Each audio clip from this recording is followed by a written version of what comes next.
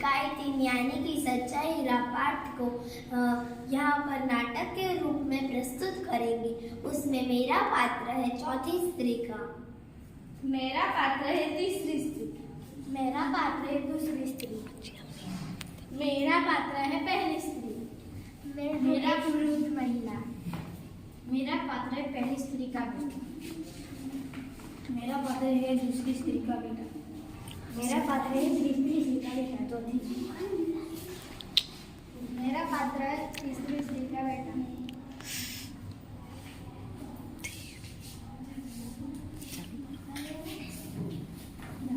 हुए अपने अपने नीड की ओर जा रहे थे।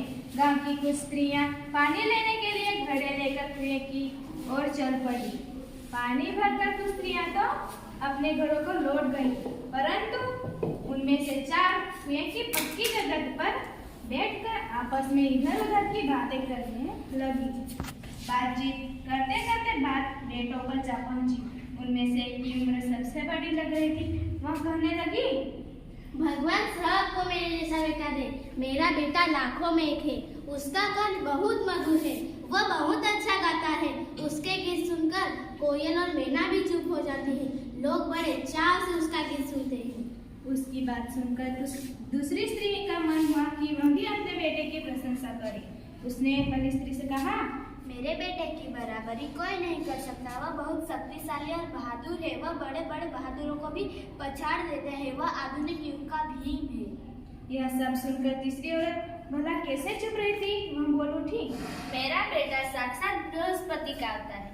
वह कुछ पढ़ता है, एकदम से याद कर लेता है, मानो उसके कंठ में सरस्वती का निवास। तीनों औरतों की बातें सुनकर चौथी स्त्री चुपचाप बैठी रही। उसने अपने बेटे के बारे में कुछ न कहा। पहली स्त्री ने टोकते हुए कहा, क्यों बहन, तुम क्यों चुप हो? तुम भी तो अपने बेटे के बारे में कुछ बताओ। चौथी स्त्री ने बड़े ही समझ भाव से कहा, मैं अपने बेटे की क्या प्रशंसा करूं? वह न तो गधे सा गायक है, न भीम सा बलवान, न बृहस्पति सा बुद्धिमान। कुछ समय बाद वे सब घड़े लेकर सिर पर रखकर लौटने लगी। तभी किसी गीत का मधुर स्वर सुनाई पड़ा।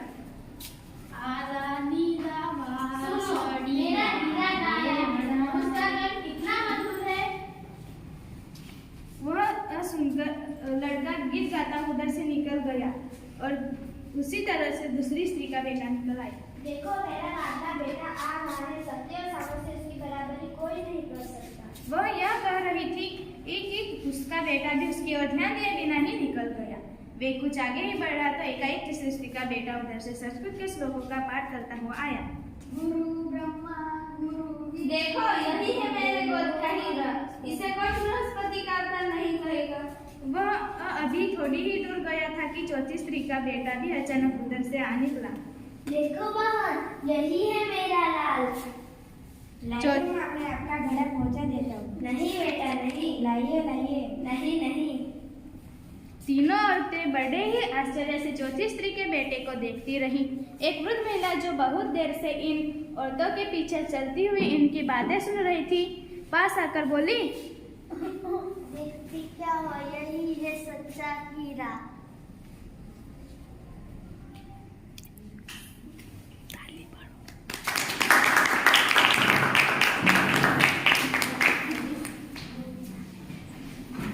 तो आपको ये नाटक कैसा लगा? अच्छा लगा ना? तभी कौन कौन अपने माता पिता का सच्चा हीरा बनना चाहेगा?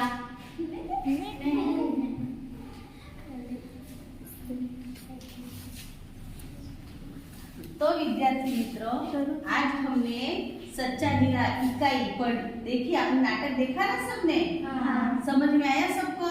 हाँ। जो अपनी माता पिता की सेवा करेगा वही सच्चा हीरा कहलाता है। आपने देखा कि चारों औरतें अपने अपने बेटे की तारीफ कर रही थी।